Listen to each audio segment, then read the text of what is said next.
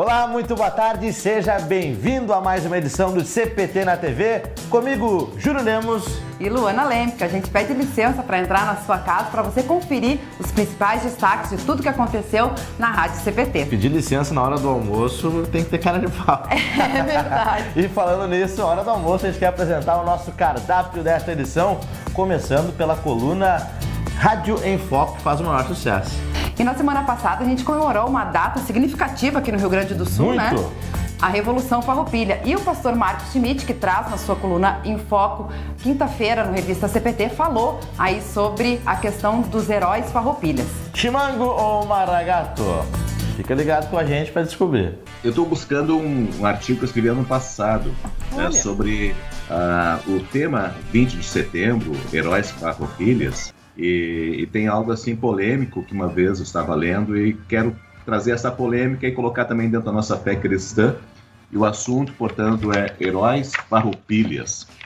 E comecei o artigo com a seguinte pergunta: os heróis farroupilhas foram de verdade heróis? Quem levanta a pergunta é Juremir Machado da Silva, no livro História Regional da Infâmia. O jornalista e historiador relata fatos pouco divulgados sobre a Revolução Farroupilha. Diz que foi uma guerra financiada com a venda de negros, acusa os líderes farroupilhas de escravagistas e ambiciosos no lucro de suas fazendas. Na Batalha dos Porongos, lembra que Davi Canabarro deixou 800 lanceiros negros desarmados na frente da guerrilha, tudo para que morressem nas mãos dos imperialistas e não fossem incômodo pela falsa promessa de libertação. Pelo jeito, seguiu o exemplo de outro Davi, o rei de Israel, e também conhecemos aquela história conforme está lá em 2 Samuel, uma história que também fez com que Davi tivesse um nome não muito bonito naquele momento da sua história. Mas eu continuo dizendo, então, no meu artigo, que a polêmica deste historiador, nas palavras dele mesmo, causa repercussão negativa e hostil. O que é fácil de entender, sobretudo nesses tempos polarizados de batalhas por qualquer motivo. Mas o tema 20 de setembro não é qualquer assunto para nós gaúchos. E o orgulho desta terra de encantos mil não é desmerecido, nem as tradições farroupilhas desqualificadas quando somos confrontados com os fatos da história. Não é isso que tanto queremos no Brasil, na guerra contra a corrupção? Que a verdade prevaleça, que certos heróis sejam desmistificados. Na Bíblia, os grandes personagens nunca são heroificados, transformados em heróis. Aliás, é a diferença quando histórias são eternizadas. Os autores das escrituras não escondem as infâmias cometidas pelos personagens da fé. Só assim podem vencer a última batalha. O próprio rei Davi escreve que, enquanto não confessou seus erros, as suas forças se acabaram, como o sereno que seca no calor do verão, Salmo 32. No entanto, de forma leviana, pessoas da Bíblia são transformadas em heróis, como acontece na guerra da prosperidade, a louca cobiça da riqueza, saúde e sucesso em profanação ao nome de Jesus. Por fim, é bom lembrar que herói, no sentido original da palavra, é filho de um Deus com um ser humano. E daí só mesmo aquele que venceu por nós a batalha da cruz, o que também é uma coisa polêmica. Assim eu encerrei meu artigo, porque de fato a palavra herói para nós cristãos tem um sentido diferente. Mas eu concluo aqui com essas palavras que estão lá em 1 Coríntios, que certamente a palavra da cruz é loucura para os que se perdem, mas para nós que somos salvos ela é poder de Deus. Então mesmo assim, Luana, Eduardo, ouvintes, quando lembramos ontem, o 20 de setembro, nós sabemos que numa guerra existe erros de todos os lados. Né? A melhor coisa que tem mesmo é nós não entrarmos numa revolução. Aliás, esse é um tema muito atual para nós. Né? O que é uma revolução para nós hoje, quando a palavra pode também inspirar os extremismos? E hoje nós estamos vivendo no nosso país assim, uma guerra em palavras e que pode também, né, dependendo da situação, levar isso em coisas extremas. Eu acho que o assunto logo adiante, né, sobre a violência contra a mulher, hoje a violência está não só contra a mulher, de forma, claro, nessa forma machista, mas hoje a violência está aí, esse ódio que vivemos na vida política, né, nessa situação tão polarizada e que pode trazer consequências também em nossa vida dentro da igreja. Então, quando falamos em heróis, o herói mesmo para nós sabemos como cristãos que foi Cristo Jesus. E é Ele que transforma a nossa vida, e no dia a dia eu acho que o grande herói é aquele que vive a vida de amor e paz com o seu semelhante. E o Revista CPT vai ao ar de segunda a sexta, às 10h30 da manhã, ao vivo na nossa Rádio CPT, que também teve uma edição muito especial falando nesta semana sobre princípios para uma vida abundante, né, Luana? O professor e pastor Orlando Silva, da UBRA em Cachoeira do Sul, falou sobre o tema Princípios para uma vida abundante com Deus. Confere aí. Isso, essa abundância, ela é uma vida abundante de Jesus Cristo, não nos livra desse sofrimento, mas nos guia, né? Exato. Nos dá força para a gente combater isso. Ele é o que nos carrega no colo muitas vezes, né? Isso, na realidade o que Jesus fala, né, nós podemos pensar, Jesus está falando uma vida abundante só lá na eternidade. Não, a vida abundante nossa, Jesus nos promete, é sim uma vida com Ele na eternidade, aonde nós vamos gozar de tudo aquilo, livre de tristeza, de dor, de sofrimento, vamos ter uma vida eterna. Não temos nem noção como será. Podemos conhecer pelo que a palavra nos fala, como Ele nos prometeu, Ele diz que é fiel e vai cumprir tudo isso. Mas também a vida abundante aqui. E muitas vezes as pessoas que a gente se depara na vida pensam, eu estou na igreja, eu estou na minha comunidade, eu estou, né, me relacionando num grupo de jovens, né, que a gente acompanha os jovens que geralmente são um perfil diferente, vamos dizer assim, tomam decisões mais intempestivas e se deparam e às vezes enfrentam uma dificuldade, enfrentam ali um desafio, uma luta, um sofrimento e pensam, poxa, mas eu estou aqui servindo a Cristo, como é que eu passo por essa dificuldade? Não, nós servimos a Cristo não nos isenta de passarmos esses desafios. Eu sempre faço aquela analogia que é conhecida de todos, né? A borboletinha, para ela voar um dia e ser bonita, ela precisa romper o casulo. E não há como a gente ir lá naquele casulo e ajudar a borboleta a sair do casulo. Podemos até pegar uma tesourinha e tentar cortar e ajudar. Ela nunca vai voar, ela nunca vai ser bonita, ela nunca vai ter, né, alçar grandes voos, enfim, conhecer todo mundo. Então a nossa vida também, Jesus disse que nesse mundo teríamos aflições, mas tínhamos que ter bom ânimo. Tem bom ânimo, porque eu venci o mundo. Esses dias eu li algo também nas redes sociais que me marcou muito, que nós vivemos um período em que as pessoas estão mais sobrevivendo do que vivendo, deixaram de ter essa qualidade de vida. E mesmo tendo um bom emprego, mesmo tendo uma família aparentemente feliz, né, mesmo tendo, quem sabe, boas condições financeiras, o que há de pessoas que são infelizes hoje e que passam todos os dias numa rotina que parece que vivem uma vida sem propósito, né? Justamente essa falta da essência que é a presença de Deus. E também eu vou parafrasear aqui o psicólogo Augusto Cury, que é bastante respeitado aí no meio da psicologia, né, da psiquiatria, e ele escreveu um livro dizendo que dentro de cada um de nós há um abismo exatamente do tamanho de Deus. Ou seja, não há vida com qualidade, com abundância, sem Jesus presente nela, né, professor? Correto. E é um momento muito crítico, e para nós que somos pais e ensinadores e temos algum meio de influência na nossa sociedade, nós precisamos sim levar essa luz, porque nós vivemos uma sociedade que é uma superficialidade, ou seja, é a sociedade que está vivendo só o superficial das coisas. A gente não se aprofunda naquilo que é profundo. Se nós olharmos em qualquer uma das nossas áreas, as pessoas, a sociedade como um todo, ela está buscando ter ao máximo das coisas que é possível, ao máximo de tudo. Então ela quer ter o máximo de propriedade, o máximo de riqueza, o máximo de amigos, de relacionamentos. Nem foi comentado no Facebook, e muitas vezes nós temos ali 1000, às vezes até está estourada a cota lá do Facebook, de tantos amigos. Mas na realidade, se nós olharmos quem é os nossos amigos que estão ao nosso lado, que estão batalhando as nossas batalhas, que estão festejando as nossas alegrias junto conosco, muitas vezes nós, até é triste dizer, talvez até nem aqueles que são da nossa casa estão junto conosco. Outro programa que faz muito sucesso na Rádio CPT é o Teologando. Já ouviu o Teologando, mano? Já assisti com o vice-presidente de ensino da IELB, pastor Joel Miller, que essa semana conversou com o capelão da UBRA em Porto Alegre, o pastor Wilson Regina, que também é psicólogo, falando aí sobre o tema Jesus transforma corações e mentes. Vamos conferir, vale muito a pena. Tá, eu vou aproveitar ainda aquele pequeno aperitivo que você lançou bem no comecinho, quando você falou sobre a questão do perdão. Hoje, em psicologia, muitas vezes eu utilizo a técnica do perdão que Jesus nos ensinou e ensinando aos seus alunos.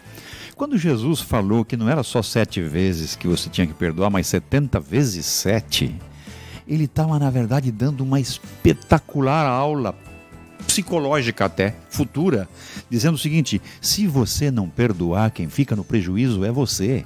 Você carrega peso inútil, morro acima, morro abaixo, pela vida fora. Então perdoe, e inclusive independente de pedido de perdão, perdoe porque você fica no lucro. Eu uso muito isso em tratamento e em psicologia, e eu vou dizer para vocês uma coisa: funciona. Porque o nosso córtex, no nosso córtex entram todas os episódios da vida que são muito negativos ou muito positivos. Eles vêm envelopados com muita emoção. Eu sempre digo que o nosso córtex é dividido ao meio. Uma metade é um spa, é um hotel fazenda com piscina aquecida e tudo. Do outro lado é uma prisão. As coisas negativas estão na prisão, mas volta e meia elas nos atacam e infelicitam a gente em tempo real, no dia em que elas acontecem. Eu ensino os meus pacientes a darem voz de comando, dizendo: volta para o teu cantinho, porque esse assunto está resolvido na esfera do perdão. E interessante, eles põem o rabinho no meio das pernas e vão, e você se livra. Grande abraço a todos vocês. É interessante como que a questão do perdão, né, é difícil quando a gente compreende, né, nós nos conhecemos amados e perdoados por Deus, nós vamos conseguir amar e perdoar o nosso próximo também, né? Com Jesus certeza. falou que é para amar o próximo como ama a ti mesmo, e quando ele nos ensina a oração do Pai Nosso, ele fala que a gente pede o perdão pelos nossos pecados, assim como nós também perdoamos a quem pecou contra nós.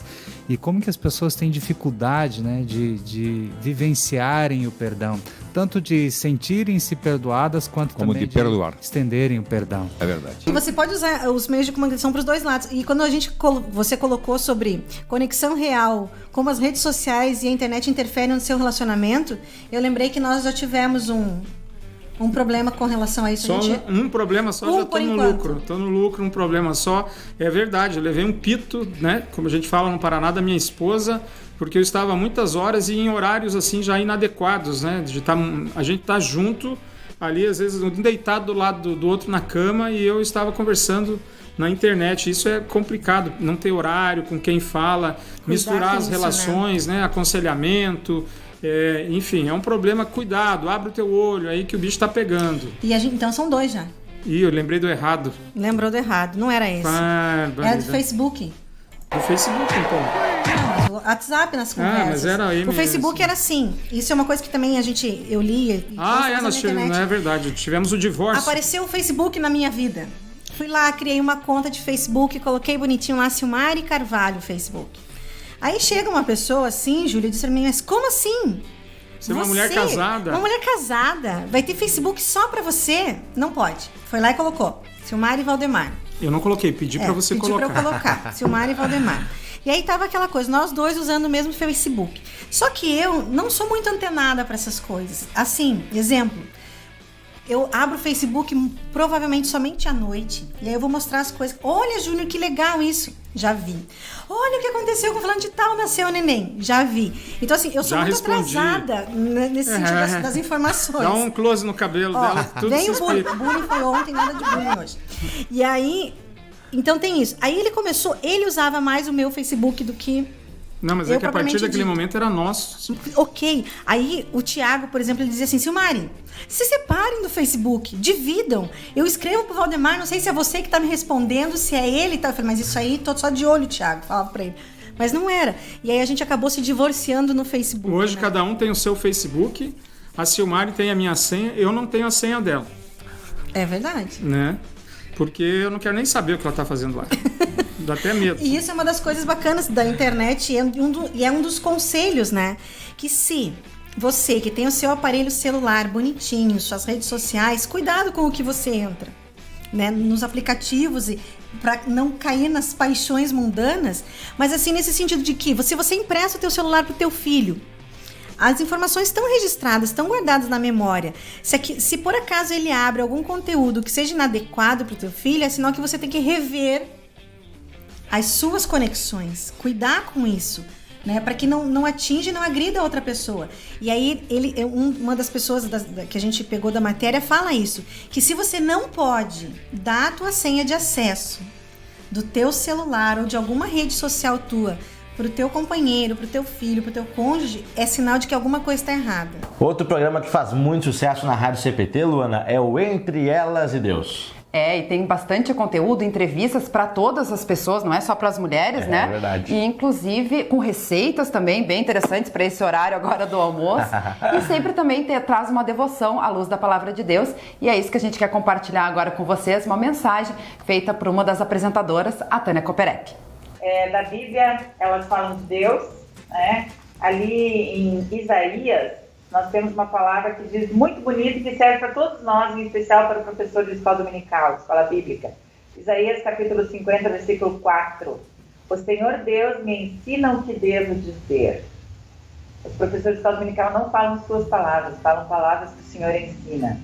E diz assim, ó. Teresa precisava muito viajar, visitar sua amiga, mas estava sem coragem. Carinha há poucos dias havia perdido seu pai e se tornou a preocupação de cuidar de um filho com deficiência, além de ter sido abandonada pelo marido. O que ela iria dizer à sua amiga? De onde tiraria palavras que pudessem levar algum alívio? Por vezes, parece que o melhor que podemos fazer é fugir. O que Teresa precisa? O profeta Isaías, no livro em Isaías, diz: o Senhor Deus me ensina o que devo dizer. Este cântico aponta para o servo perfeito, Salvador Jesus Cristo, que ouve a Deus antes de falar e agir. Assim também as pessoas de Jesus não improvisam com palavras mágicas. Elas aprendem continuamente ouvindo a Deus, tendo os sentidos sempre atentos, os ouvidos abertos, o coração lembrado e obediente à palavra do Senhor. Desta forma, a serva cristã, dia após dia, vai acumulando experiência por meio dessa vivência com o Senhor. E quando de repente ela se vê diante de uma situação difícil, como a de Teresa, levará o consolo de Deus, compreenderá melhor o que se passa com o amigo e ajudará a enfrentar a situação com a ajuda do Senhor. Nas aflições, Deus nos dá entendimento e nos consola com o seu Evangelho. Em meio à dor, é que melhor sentimos o alívio do seu consolo. Ele não necessita de pessoas hábeis e profissionalizadas para realizar a sua obra. Ele sempre demonstrou que aprecia a humildade nos sábios e poderosos, tanto quanto a coragem e a fé nos fracos e pequenos. Ele nos chama, ensina e envia para levar esta maravilhosa palavra transformadora e consoladora. Senhor, Tu me conheces profundamente, sabes quem realmente eu sou. Coloca-me à Tua disposição. Ensina-me todos os dias a reconhecer Tua ação bondosa em tudo que se passa em minha vida, para que eu também possa auxiliar aos outros. Amém. Foi intenso, foi bonito, mas já terminou mais uma edição do nosso CPT na TV. E é claro, a gente convida você a permanecer conosco, porque tem programação completa todos os dias, né, Luana? Você confere toda a programação em radiocpt.com.br e também os nossos podcasts das transmissões que são feitas ao vivo e gravadas, e você confere por lá também. Além das nossas lives diárias no Facebook, em facebook.com/Rádio da IELB. Muito obrigado pela sua audiência. Até o próximo sábado aqui na Ubra TV. Um abençoado final de semana. Tchau, tchau.